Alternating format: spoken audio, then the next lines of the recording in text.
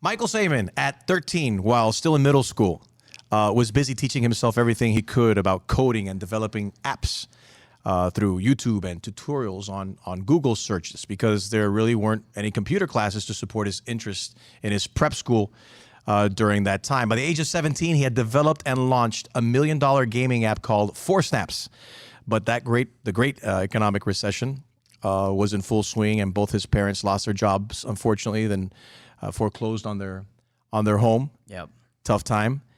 Not knowing how they'd afford food or electricity, they suggested moving back to Peru, their native Peru, where his mother, Cristina, would have some family support to help the family through the difficult time that they were going through at that moment.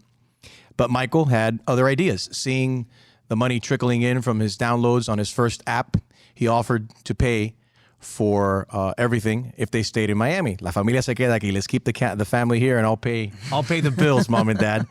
Upon graduation, he was hired by Mark Zuckerberg himself as the company's teen in residence, making him the youngest employee at the company and being mentored by Mark Zuckerberg himself. 3 years later, he was scouted by Google and more recently returned to his first love, gaming, by joining Roblox.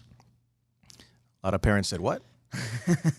Forbes magazine has listed Michael amongst the 30 under 30. He also is considered the most influential Latino in Silicon Valley.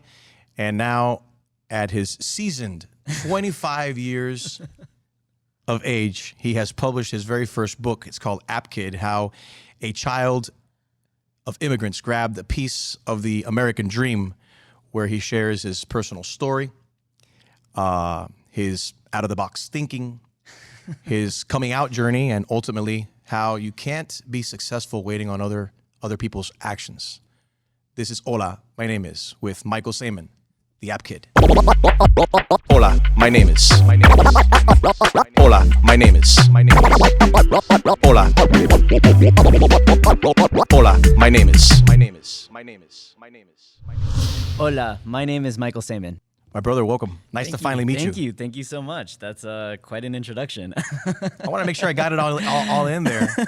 You, buddy, in 25 years, you've come a long way. It seems like it. I can't believe it. Most of it just seems like a movie playing in my head. Really? Like it just feels like it's not real? It's not yeah, happening? Yeah, pretty you much pinch just yourself? feels. Yeah, sometimes I gotta pinch myself. Sometimes I really don't. Sometimes I'm like, no, I'm just gonna keep playing the movie on autopilot and let's just see where it goes. So you never thought when you were, developing apps in high school, searching stuff on YouTube, trying to educate yourself, that you'd be where you are right now at 25? Well, no, definitely not. I mean, okay, I started making these apps when I was 13, and I definitely knew that things were different when I started earning revenue from this. I think I had a bit of a moment where I kind of realized things were different when I walked into my 8th grade science class and I told my teacher about how much money I was earning on my apps that I had just started releasing.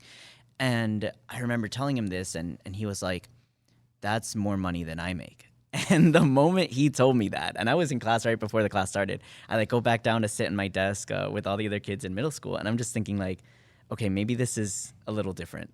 Maybe this is gonna change something, right? And so I think there were moments like that for sure. And then after, when I started getting more media attention and I started doing interviews and going to South America and doing some conferences and stuff like that, it definitely felt like two lives. I felt like I was living this, successful tech career on one end, and then I'd go back home to my house and I just felt like any other kid. Did you feel out of place? In school? In school, for sure. Oh my gosh. I think everyone just called me App Kid or whatever because they didn't know who I was, but they knew about me. There were cameras that would come into the school and film me when I was doing, just trying to live a normal life. And I remember seeing my teachers would wear makeup on the day that they'd come to film me. And all the other kids, up, really? Yeah. And the kids would come up to me and they'd hug me and they'd be like, oh yeah, Michael's the best. And I didn't know who the hell they were. They'd come up to me whenever the cameras Just for were the on. cameras. Yeah. And it was really weird. Sounds like life today. Well, nothing's changed. It doesn't change. Those things, I'm glad I learned them at a young age, for How sure. was it at home? Your parents seeing that there's... So nobody in your family, first of all, is techie or... No, not really. This is all, who inspired this? What tickled your mind to say, this is what I like? I think since I was a kid, I always was fascinated by, I don't know, like computers in general. I loved watching like the iPod commercials when I was a kid with all the colors and the things. And I was like, oh, this is sick. Like, I want an iPod. And my parents were like, you don't need that. And I was like, yeah, I do. And my dad was like a Windows guy. So he'd always say, oh, don't get a Mac. Like, they're incompatible with everything. And I was like, no, I think it'll work. Like, I really want one. And so I've always been obsessed with it. My parents were kind of tired of answering my questions because I was a very curious kid, and I'd ask them pretty much everything. I'd be like, oh, why is the sky blue? Why is this like this? Why is that like that? And they'd be like, Michael, no sé. Like, they're just like, whatever. Like, mira, ¿sabes qué? Here. And they buy me like this encyclopedia, and they're just like, just use this. Like, Would you read it? Useful. No, not at all. No, because what I realized was my parents had a family computer, a Dell, that was like this beige, big box computer at the house. And they bought me like the CD Encarta encyclopedia from like 2006. And I put it in the computer, and I'm like trying to look up how to make a website. I'm trying to look up how to do these things. And I realized the CD doesn't update itself. So the information on it is not accurate. So I started going on Google and using that to learn whatever I wanted. And my parents were like, well, what about the encyclopedia? I was like, that's not useful. Like, Google's much better for this. So I grew up always just used to Googling things and looking things up on my own. And that's kind of how I discovered making apps and doing my own thing. Like, my parents, they just kind of got tired of trying to answer these questions. And at the end of the day, like, they knew I was always a curious kid about that stuff. So Curious and with a great imagination, self-taught. And I think it's remarkable also because you're part of the team and you're responsible for creating the Instagram story. Yeah. We'll get into that in a minute, but I want to go back to home. Yeah. I want to go because your mom gave you the first money to finance your first app. Is that true? So your parents were always supportive, of course. Yeah, well, anything to get Michael to shut up. Yes, pretty much. She was like, okay, look, you're playing your game. You want to make these games or what? I don't know what that is, but here you go. $100 that you need. You said you need for like Apple developer license or whatever. She didn't know what that meant. My parents didn't know what any of this meant. But she said, I don't know what it means. No, it was just a license so that I can publish the app on the App Store. And my, what was it? My mom was like, okay, I'll give you the $100, but don't tell your dad about this because if he does know that I did this, he's going to kill me because we don't have any money left. And like, I don't know what we're going to do with this. And I told her I'd pay her back, but she obviously thought I was like kidding, right? Like, she's like, okay, yeah, a 13-year-old is going to pay me back for the $100 I gave him to spend on the internet. Okay. And then, the first check from Apple came in and it was $5,000. So I was like, okay, here's your money back. From the $100 that mom originally gave you for the first 30 app, days later, there's, $5,000. What did mom say? She was, well, first she thought that I committed a crime. She was like, she's like, where did you get this money from? Like, very concerned. I was like, this is the app I was telling you I was making money. I told you I'd pay you back. She's like, no, this is serious, Michael. You really need to tell me, like, where did this money come from? She's thinking she's going to have to hand you up to the FBI or something. What did your dad say? Oh, my dad was so confused because I remember telling him before the money came in that my apps had been hitting the top charts. I was telling him, look, they're in the top charts. Like, this is amazing. I'd wake him up in the morning, and he'd turn around. He'd be like, eso está bien, Michael. Like, just let me sleep. Let your mother sleep. Like, well, that's nice. Go play with your games, And so he didn't understand it either. I think both of my parents were really shocked, to realize that once the money started coming in, that this was a career. What's the first thing you bought with that big chunk of money? Well, the first thing I wanted was an updated iPhone so I could like make more apps and an updated computer so that I could, use that to build them. And after that, I didn't really know what else I wanted. Like maybe an Xbox, but I didn't really play Xbox. I was like, I guess not. Like I didn't really care for it. And so my parents at the same time were dealing with the recession, and they had like a small Peruvian chicken restaurant in Miami back in the day, and it was struggling due to the recession. And so they were telling me like, hey, like, we really could use the money. Can we just use the money for like, all the bills? And so I was like, well, I don't know what I'm going to use it for. So sure, whatever. Again, you're how old when this happens? At 13. So I'm like, sure, use it, why not? And so they start using the money for those things. And then things start getting more challenging. The restaurant starts struggling. We start trying to pay for lawyers to help save our house. That doesn't work. We end up facing eviction. We end up getting evicted. I start getting more frustrated with them about like how we're spending money. I start having my own opinions about how it should be spent. And that I think those years, 14, 15 years old, of just trying to negotiate with my parents around what to do with this money, and also having the pressure of like building more and more apps that could make money to keep us afloat was, I think, part of the reason why I was able to get so good at understanding like the social dynamics of like how users and people are on these apps all day. At what point during this process does Mark Zuckerberg cross paths with you? How does that happen? So the apps weren't making as much money at one point, and I had to continue to reinvent the way that I made these things. It used to be where you could just make an app that cost like $2 and people would download it and buy it. Today, that's not the case, and it wasn't after a few years. You needed to make free apps that had advertisements and in-app purchases and all kinds of subscription models and things like that to make more money. And so I thought, I'm going to make a free game. I'm going to try and make a couple of free games, and those games are going to get a lot of users, and my plan is to get that noticed in Silicon Valley and maybe get acquired or get hired out of that. And that would be my way out of it, because I remember asking my mom for college, like, how much money is left? And I had made like $250,000 up until that point. I was like 16. I told my mom that, and my mom's like, what money? I'm like, what do you mean, what money? All the money that we have. Like, who manages this money? You're underage. My mom and my she dad, has to go and open up the bank account for you. Yeah. So my mom's like, well, what money? Like, we spent it all. We needed to spend it. It was like the emergencies and the credit card payments and this and that. And I was like, are you serious? Like, what am I going to do with college? And so that was really like a wake-up call for me to like make an app that was free and had all the users, and I could just try and find an exit. And so I was lucky, because as the app grew and became popular, that's when Zuckerberg had noticed the app in the top charts. It became like the #1 word game on the App Store for a while. I had a couple million users. It was incredible. And I mean, I got an email from Zuckerberg's team when I was in math class that he wanted to meet with me and fly me out to California. And I was like, what the hell? What went through your mind? Yeah, no, I honestly... Is that where like the movie started for you? Well, I mean, yeah, well, kind of, because, you know, you have this like side of me where I'm like being filmed on TV, but I didn't fully understand it. I was at an age where like, I was like, okay, like they're filming because I made this app, I get it, but I didn't think too much of it. I think it was once I got that email, and I remember passing my iPad over to my friend in the class and showing it to him like in shock. In the middle of class, I wasn't paying attention to anything the teacher was saying. My friend looks over and turns around to the whole class, and he's like, Mark Zuckerberg wants to meet Michael. And everyone's like, what? Oh my God. And the whole class like just blows up, doesn't know what the fuck is happening. And like my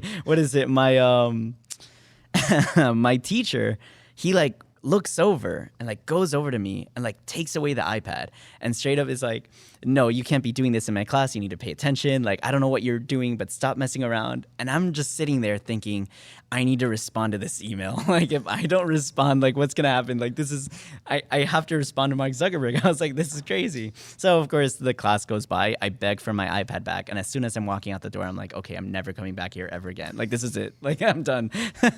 And you never went back? No, and I never went back. I mean, yeah, I finished the classes, of course, there, but within months after meeting with Zuckerberg and the whole deal, I ended up starting to work at Facebook, and I actually didn't even graduate from high school. So I don't have my high school diploma or a college one, and I just kind of, I don't know. It just, Currently, this is right my now, path. you don't even I don't have have a anything. high school No, I don't have diploma, any of it. or No. not even a GED or its Yeah, equivalent. so it's a risk to hire me. It's a risk. I think it's a calculated risk, a very smart one. I think it's worth taking. It's a calculated risk. Yeah, a yeah. good one. A safe risk. Definitely. I set the bet on you. So you end up in Silicon Valley working for Mark Zuckerberg. You Yeah. are the youngest employee at that time Yeah. in probably all of Facebook's history. How was that dealing with other adults, and were they accepting, or did they look down at you like, what is this kid doing here? Well, it was, I mean, they were Did they get accepting it? for sure. They kind of got it. I will say, though, it was definitely weird for me, because I think college is really useful for people to be able to, like, kind of make mistakes with other people their age together. It's kind of where you learn how to be an adult with people who are also learning how to be adults. Yeah. So you can all kind of mess up and figure things out. Right. But talking about figuring things out, there's people that go, you do know that people go to college like for years to study what you have mastered and learned on your own. Yes, but I don't think college is useful for that anymore, to be honest. I think college is more useful for the social skills. I think college and what you want to learn to like program or create things like computer science stuff is really like something you can find on the internet. And I think like most people who are able to do that and teach themselves don't really gain a lot from spending a whole bunch of money trying to go to a really expensive college for them to like teach them something that's going to be outdated in 3 years, right? So in terms of programming, I don't think college is very useful, but I will say in terms of just the social skills of it, it certainly is. And like that's the part that I thought I missed out on the most, because I was surrounded by people that were like in their 30s and 40s, kind of being my manager parents and like teaching me how to, be a good manager at Facebook and lead my team when I'm like this 18-year-old who doesn't know how to drink a beer. Like, like it's weird. Because normally, somebody at a high school would then, either further their education or go into the workforce, but or you didn't, or most people go right into college. For you, it was straight into the workforce. Yeah, didn't even finish high school. You go right into the workforce, and you're like you're like a leader in your industry. Yeah, I within a few months of joining Facebook, I had given a presentation to Zuckerberg and the other executives within the company around this strategy to build out a team that was focused on the teenage demographic that I was a part of. And they greenlit that project and allowed me to just start working on these teen products and solutions for my generation. It's almost like you were like a guinea pig. Yeah. And in a sense I was. And in another sense, I felt like I was kind of leading the company in a direction that they were too afraid to take themselves. I remember I did these monthly talks at the company where over time, thousands of employees would tune in, from directors to designers, engineers, etc. They'd come and attend in person. We'd live stream and broadcast my talks across the company and all the offices around Facebook. And people at the company knew me as like the teen expert, basically, the one who knew everything about the generation and the demographic and what we were going to do. And I remember like at one point doing a talk around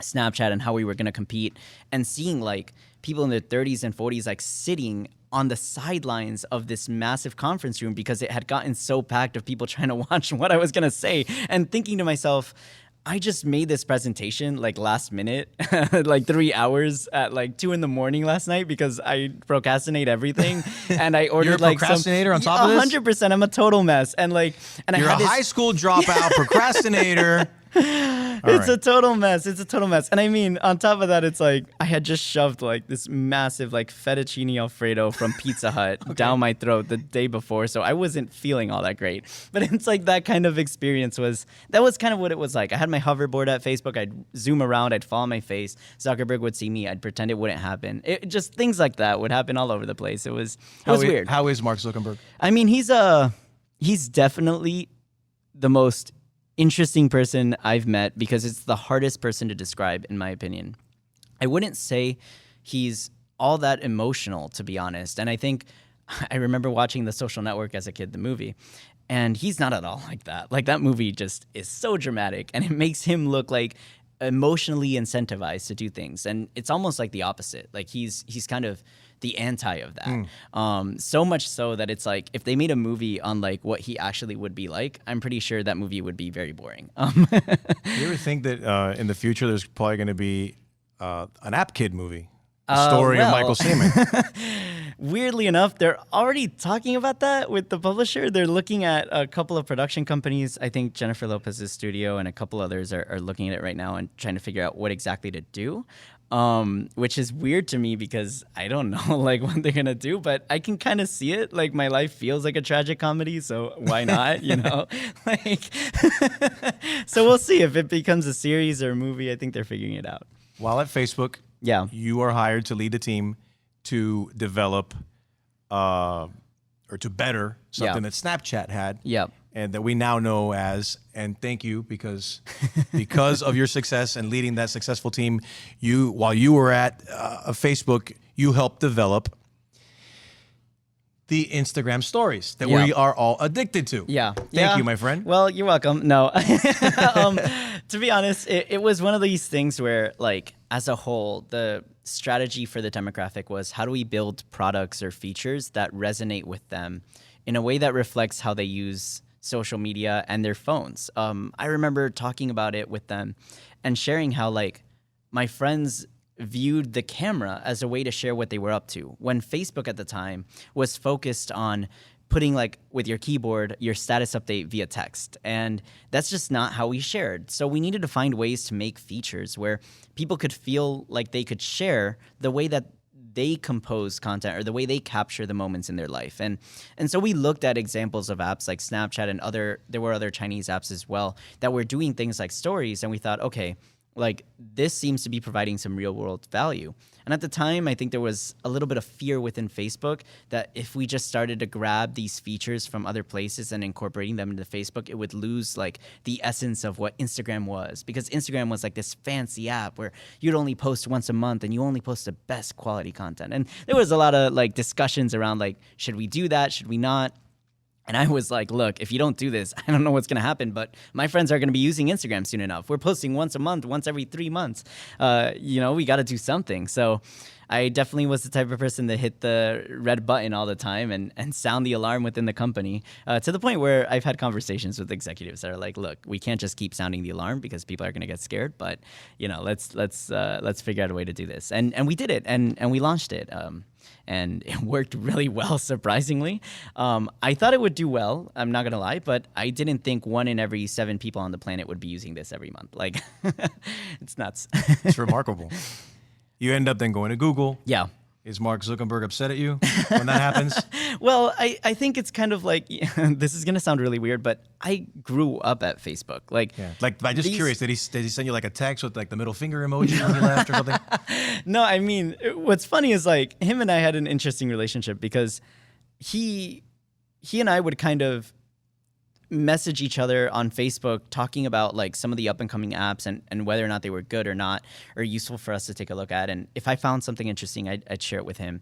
And then I remember him and I would start Snapchatting because he wanted to kind of get a sense of what Snapchat was like. So you are Snapchatting with Mark Zuckerberg. Yeah. Because he wants to know what the experience is like. like. And he kind of wants to know what it's like. And I'm just like, okay, like I'm kind of the socially awkward kid of my group. So like, I don't know if he's going to learn a lot from me, but I'm just going to pretend like I know what I'm doing. Right. So like, I'm just like, oh, like this is a weird snap.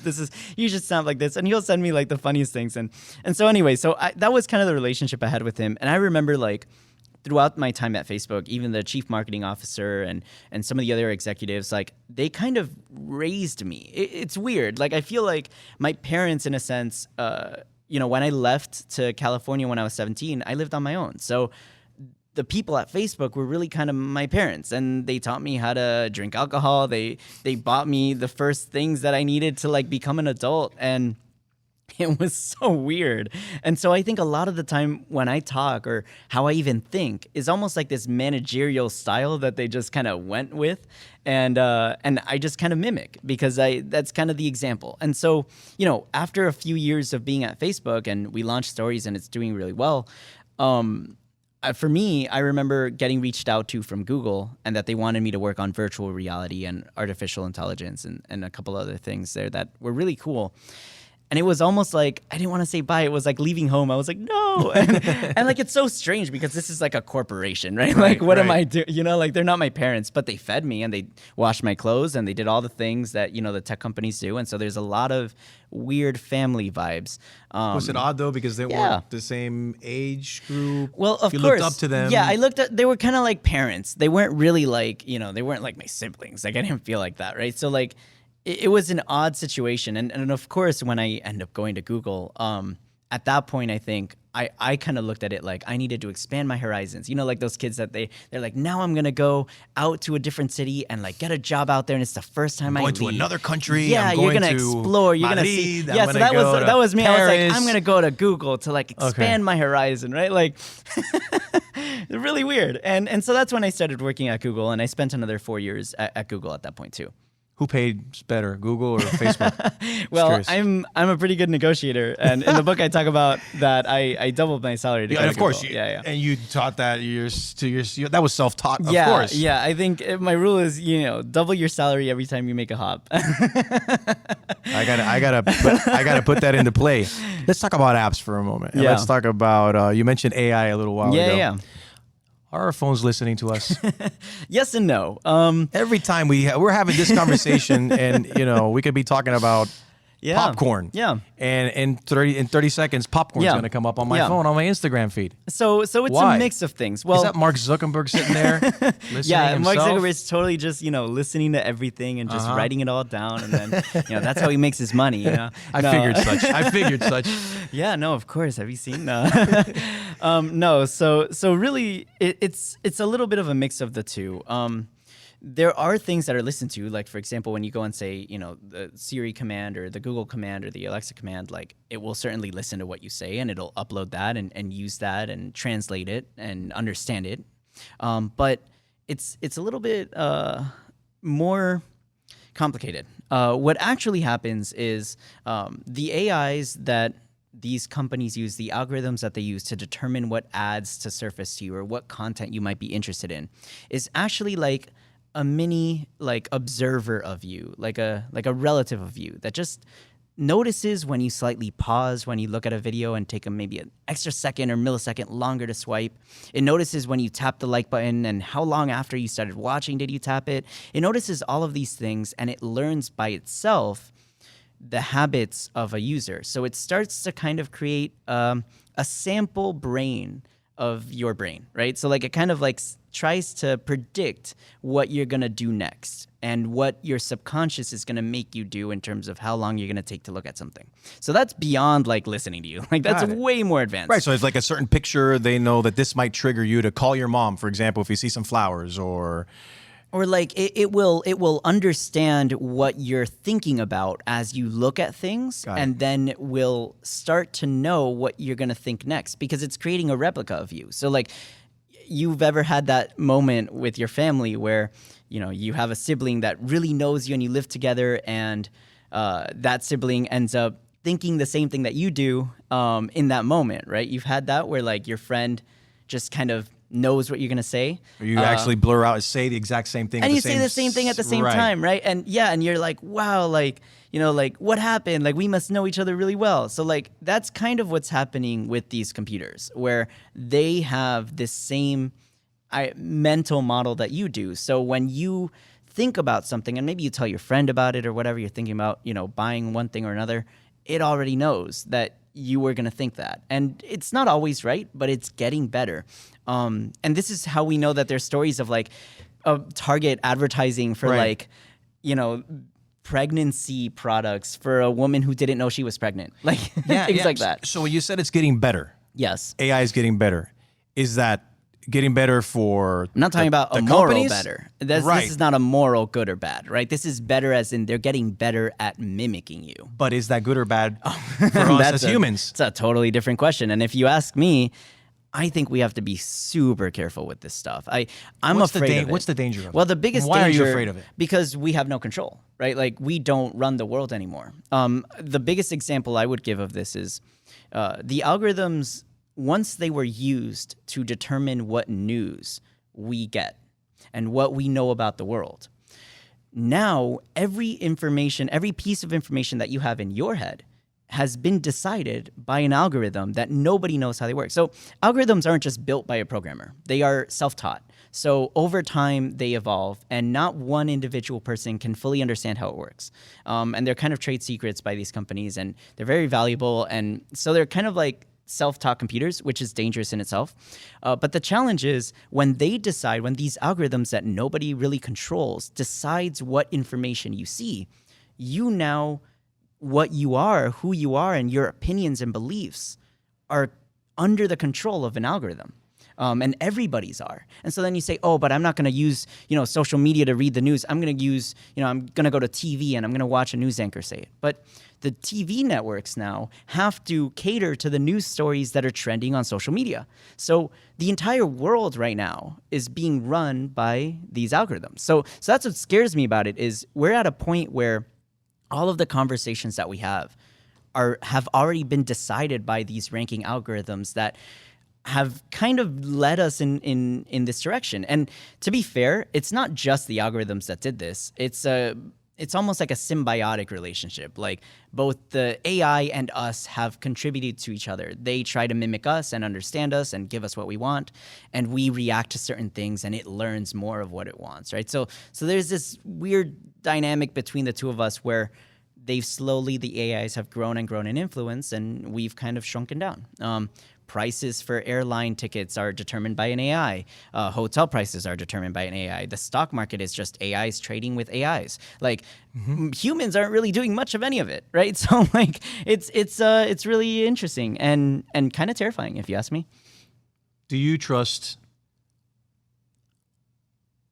an Uber driver or a self-driving Tesla more? Well, okay. The thing with a question like that is AI, like I said, is really good at doing this stuff. So we can talk about like the morality of it. And I certainly think like there's a lot of this that's like, good and bad there, but they're really good at doing this stuff. So there's like specific tasks, for example, like driving, where if you give AI and these computer algorithms enough data to work with, and Tesla's doing this, for example, every car that has the self-driving is feeding data to a singular like AI entity that will then kind of multiply itself to all the vehicles. So any driver is like adding more information to the one AI driver that drives all the cars. And so what that means is like the amount of information that AI has to decide how to learn how to drive is millions of times more data than any individual person can have.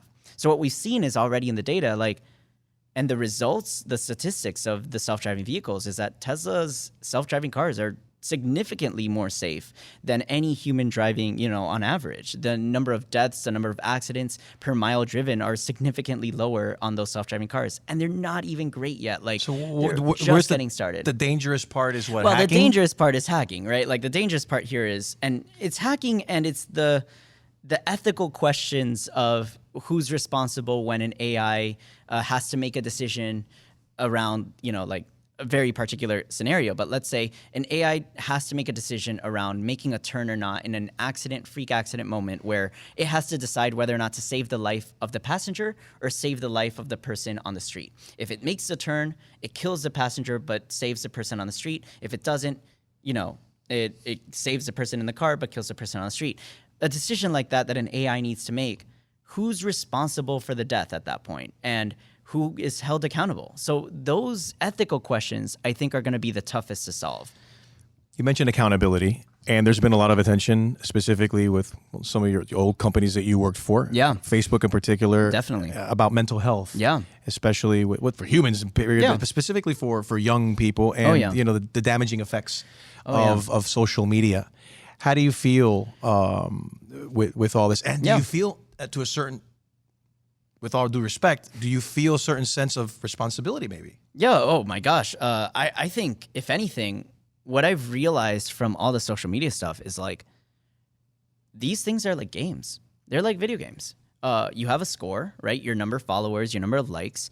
You have like different levels that you can get to by having more brand deals or whatever. Like they're literally like video games, but games about your life. And the challenge here is the game is based on how good you can get other people to like what you're doing. Like it's challenging, and I personally don't think it's very healthy. I think part of the reason why we started exploring things like stories, and for me, I was so adamant about it, was because it shouldn't be about likes. It shouldn't be about whether or not the person, loves what you're doing right now. Like if you want to share what you're up to with your friends, you shouldn't have to feel this pressure of, oh, this person didn't like what I posted. They must not be into it, or it must not be good enough. And so for me, I get worried because I think a lot of these social media companies are looking at data and they're seeing how people are reacting to the algorithms ranking the content, and they're seeing that people don't feel good about it. And for me,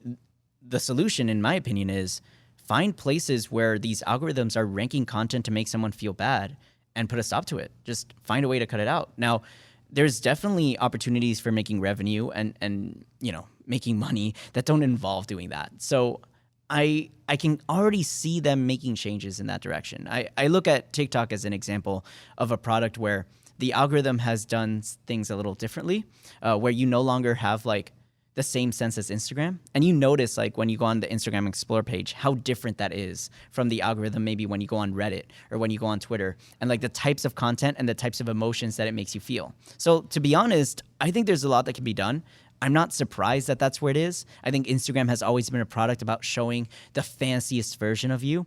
And when we talk about algorithms, that's the danger with them is they accelerate everything. Like, okay, it's an app where you can post the best photo of you. You add an algorithm now everyone feels depressed because the only photos they see are of the most attractive, best people in the world, and they're nowhere near them. And so like the algorithm learns those things. And the problem as well is a lot of the effects that these algorithms have on people take place years after they decide on the rules that they set for the algorithm. And, when you have the years of separation there, you end up with a situation where ultimately there's harder accountability to be had. Because if you're a product manager that releases a feature that 2 years later has this terrible effect on a demographic, how is the company going to go back in time and update your performance review and say, oh, your product had this influence 3 years later, or this decision you made, right? And how do they even know which feature or which change influenced it? It's really hard. Knowing that influence, for good or for bad, that social media has on our lives, what's next? How do you see what's next for social media in 5 years and 10 years? Yeah, well, I think the silver lining to all of this is that social media is very easy to just go from one app to the other. So like, the example of TikTok is great. Like people feel better on TikTok than they do on Facebook. They just stop using Facebook. They just go to TikTok. And all of a sudden, Facebook's numbers start going down and then they start trying to figure out how to solve that, right? That I think is great about it. I worry about some other tech companies where their ecosystems aren't so easy to leave. Like I would actually say Facebook is probably one of those companies where like, if you don't want to use their product, you just don't. You just go use another app, right? And there's like dozens of apps that do the same thing. Whereas other platforms, if you wanted to leave, it's a lot harder. You're tied to the hardware, you're tied to certain things. And so I think the future of this really kind of comes down to the nature of how these companies have to keep growing and what they need to do to keep growing, which boils down to making sure that the user feels good about what they're doing on the platform over the long term. The moment that users start feeling bad about it, the moment users start feeling like this isn't healthy and they don't enjoy it anymore, they just start looking for opportunities to use other platforms that make them feel better. And so I just hope that as Facebook starts looking more into the effects that are happening to people on their platform via the ranking algorithms, that they start finding ways to make people feel better and eliminating those pain points. Because if they don't, I simply think they're going to be replaced.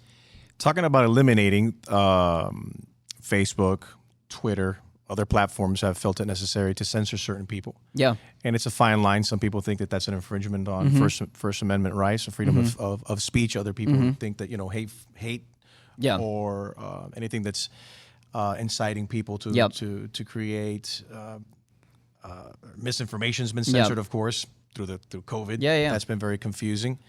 But for violent acts as well, a lot of politicians have been censored as well on social media. Do you agree with that censorship? Do you think that certain things or certain conversations should be censored? Yeah, well, there's two things for me that I think in that come to mind. The first is nobody in our government knows how any of this stuff works. Like nobody. Like I see the hearings where they do with Zuckerberg and with the others, and the questions that they ask, I'm just like, these are the people that are going to decide like how these social media platforms are going to be regulated. That scares you even more, the fact that they don't know. I'm like, these are the people who are going to decide like what my generation is going to like grow up with, like, and how we're going to have like a safe environment. Like, I don't feel safe leaving, the social media decisions in the hands of people who don't know the difference between WhatsApp and email. Like, that's a question that I think is just kind of obvious to so many people in the world. And so the first thing that I think needs to happen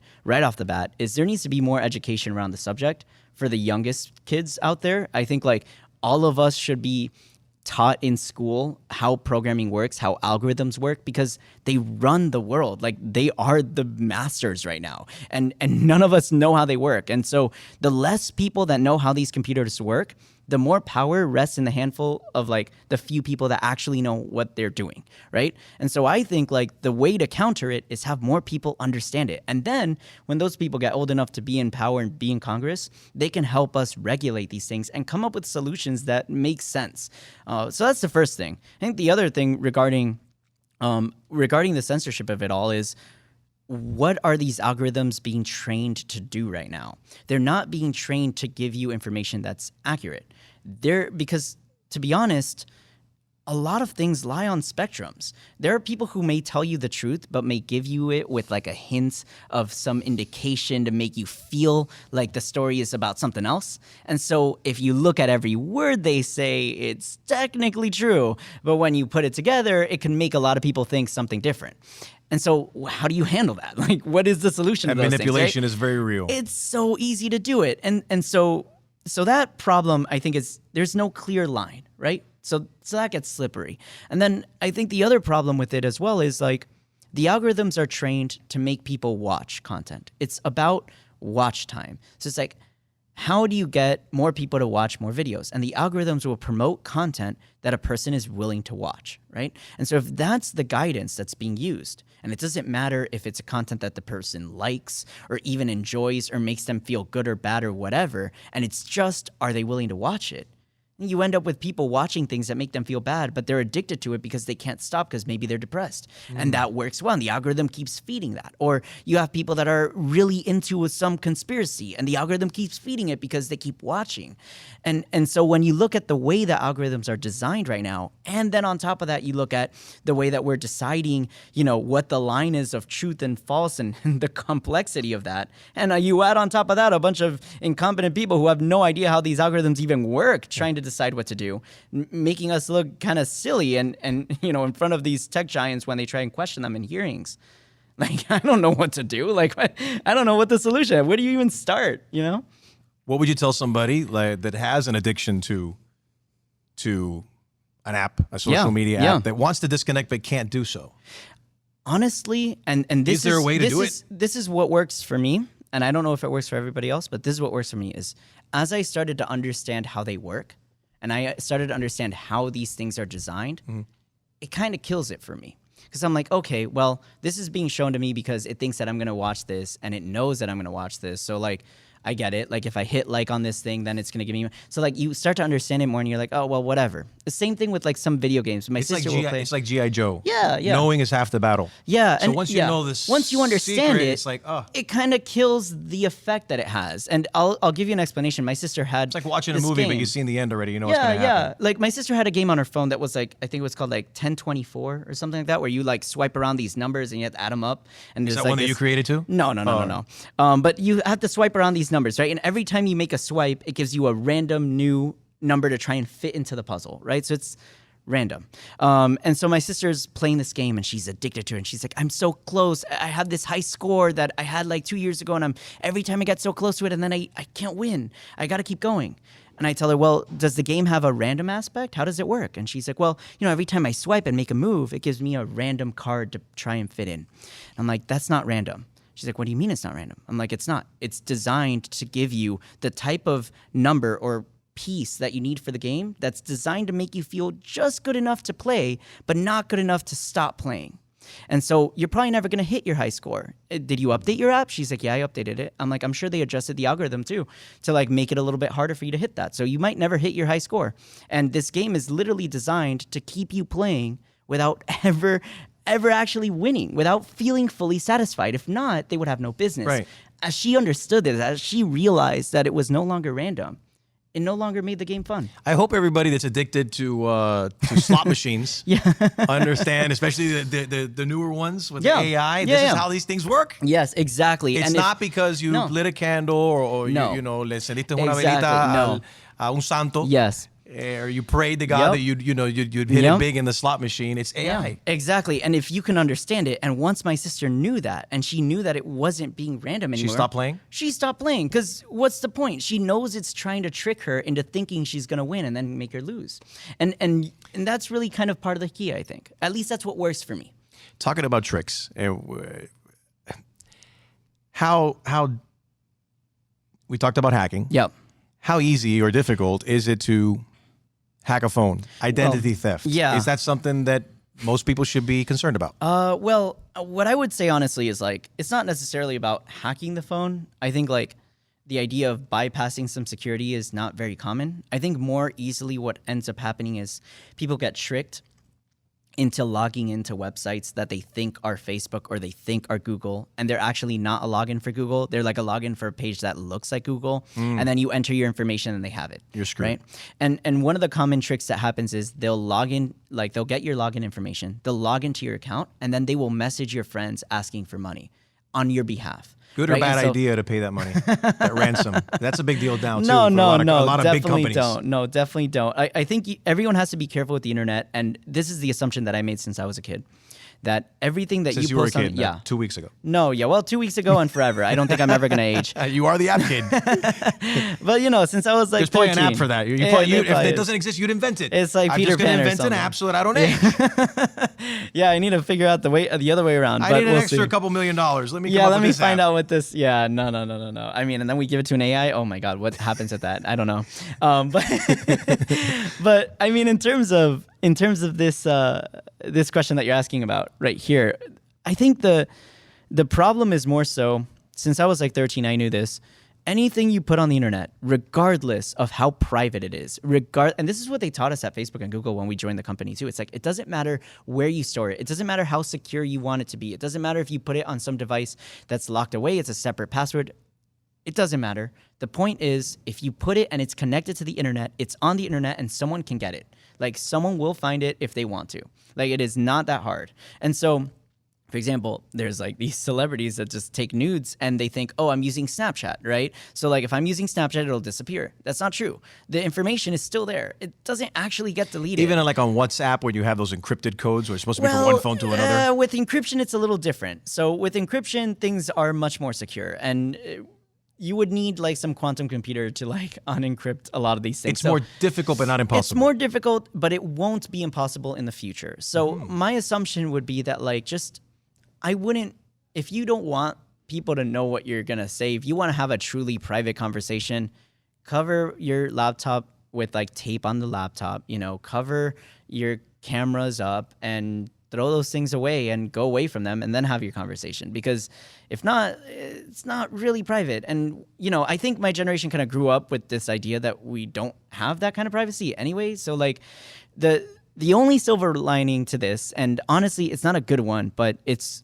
the outcome, is that there is so much data out there. All of our, personal information is out on the internet, pretty much hacked. So many data breaches from Equifax and, all the different credit agencies too have happened over the years, airlines, whatever, that all that information that's out there, ultimately, it just is noise. So like, unless you're someone who's very prominent and they're trying to look for you and trying to find your information, most of the time, no one's going to really find your stuff and do anything with it. And you just got to be hopeful that you're the lucky one out of the millions and millions of people's data that they just don't grab your stuff and do something with it. I'm worried now. Yeah, well, I would say freeze your credit. First of all, it should always be frozen. That works. Never have it unfrozen. And if you want to get a credit score check, just unfreeze and then refreeze it. But ultimately, the way I would approach this is just assume your data is out there. Assume everything you've ever posted on the internet is out there and can be posted. This is very scary. So Yeah. basically, I'm looking into the future and I'm thinking that eventually it's going to happen that every presidential candidate will somewhere Yeah. out there. There'll be a dick pic that will Yeah, surface. 100%. And then we're going to be picking presidents according to the size of their dicks. I think you're gonna have to just get used to it, right? Because like the reality is, the reality is, once you get to like the 2030s, I don't think there's gonna be anyone who was born before this stuff running for president. You get to like 2030s, 2040s, that's when you really start saying, "Oh, my grandparents' dick pic" or whatever. Like that's it was posted on the internet. They ran for the local government and they leaked. The reality is like, there's so many people using these social media platforms and they think it's safe, and it's not. Like, we're just gonna have to accept the fact that after like 2050, every one of our presidents is going to have a sex, like some sex tape or dick pic or something out there. So for everyone listening and watching right now, that it's getting freaky tonight, and their boyfriend or girlfriend wants to videotape, Yeah. that I hot don't know about moment, would you tell them not to do that? I think the only way you want to be really safe about this, if you really want to do that, is like use a camera that was invented in like the 70s or 80s that is the incompatible with any VHS tape? something like that. But you know, even then, you can just grab another phone and record the video over some playback, and now it's on the internet. So Just if don't you do it. There's certain moments that are just meant to be private. well, that's the problem. Is like we don't live in a world where you have a choice to do that. It's like, you know how like in the past people wanted to call their friend without having to use a landline, and you know mobile phones didn't exist. So you didn't have the choice. You could either meet them in person or call them on a landline. So like today, in today's world, you think, oh, we just keep adding more things. No, we've removed one, right? There used to be a world where you could record something and it would stay between you guys, right? And the reality is that device, that product no longer exists. If you choose to record something, it is potentially going to be on the internet, and there's no safety or security away from that. And if you don't record it, that's the only way that you can be sure of it. Like that's the world we live in. There's no in between. Talking about keeping things private, you decided to come out publicly. Yeah. And I figured it'd get out anyway. No. you figured eventually someone was going to know. Eventually, I mean. But you did it on your own. Yeah. Your own time. Yeah. Which is important. Yeah, I mean, I also didn't really understand myself for a while. So like, I was like overweight when I was a kid, and I thought to myself, oh, maybe I just don't like girls because I'm overweight. Like once I lose weight, then I don't know. You know, people. So you lost weight, and you still didn't like the girls. The AI started telling me no. No. So I lost weight. You were spending too much time pausing social media. Those was like, videos oh, yeah, with the shirtless guys. I know which one. No, I get it. So like, obviously, the AI knows more than I do, but at that time, that's not the case. But yeah, I had just graduated. Well. And I went to Facebook, and I think once I started losing weight, I started going out with girls, and then I realized like, wait, I'm really like friendly with them, but I'm not really trying anything else. And I was like, well, I mean, maybe I don't know what I'm doing. Maybe I need to get a haircut. Maybe I don't know. Like I didn't know what to do. And eventually, like I was on the dating apps, and I was like, well, what if I just turn on for guys too? Just to see, you know, what my competition is or whatever, you know, just not realizing that that's not how that freaking thing works. Like, like whatever, you know? So I have both of them on, and then I don't swipe right on any guys, just on girls, right? Okay. And then eventually I'm like, okay, well, I'm just going to swipe right, but I'm not going to message them. I'm just going to swipe right just to see. Just to see what happens. Just to see what happens, right? And then eventually, you know, a few years later, I'm like, all right, fuck it. Like, and then you started swiping right a lot. I just turn off the girls, and it's never again. And I'm like, it was good while it lasted, you know? That's kind of my process. And I sent a message on Messenger to my family about it, and they were like, what? Like, so you came out to your family on Messenger? On Messenger. To I your was mom like, and dad? It wasn't even in person? Wasn't even in person. I was in California. App kid would come out to his parents through an app. That I worked on. Yeah. Were they and supportive? Yeah, well, I mean, to be honest, for like 2 weeks they didn't talk to me, right? Like for 2 weeks they were like, no. And they were shocked, and my mom was shocked about it or whatever. But that's kind of the Hispanic culture. Like they're not really into that. And at the end of the day, I think my mom realized, like, you know, what are you going to do? Like, I can't change it, right? And plus, they've been super supportive since then. I think it took her a couple weeks to, like, get over the shock of it. But then afterwards, she was like, whatever. And, I mean, frankly, I don't try to make it, like, everything about myself. Like, it's an aspect of who I am, but so is, like, my skin color and, like, you know, like, my favorite color or whatever. Like, there's just, like, things about me. And I just don't think, like, that's... You know, it's whatever. It's a part of it. It was a struggle for sure. It was hard because I felt like, oh shit, like, you know, what does this mean? And I study like social psychology for all the products that I build. So like I started using that on myself to try and understand what's going on with me. And some of those thoughts are not pretty. They're not, you know, they're not good. Your sexual orientation doesn't determine your character, you know, and it's very very simple. A lot of people have such a complicated thing with this. Some people like their Cuban sandwich with mustard, and some people like it without mustard. Yeah, and like you know, whatever. Like the way I see it is like I support rights to make sure that everyone has like equal opportunities, and that's kind of how I see it. And yeah, and like ultimately for me, it's like I just love working on these products. I love working on apps. I love building games. I love understanding all the tech stuff, and to the extent that that's what I do, that's great. And then if I can serve as an example for others in, you know, the gay community or like Latino community or wherever that feel like they can do it too, that's awesome too. Although I don't like using the word role model because I feel like role model isn't very accurate to I think like role model puts an assumption that the person's doing something good, when the reality is like my life is filled with mistakes. So I kind of treat it more like I'm just an example, and they can look at me as one of many examples that they look at and just learn the good and the bad of all the examples that they have of how lives have been lived, and maybe make their own path from that, right?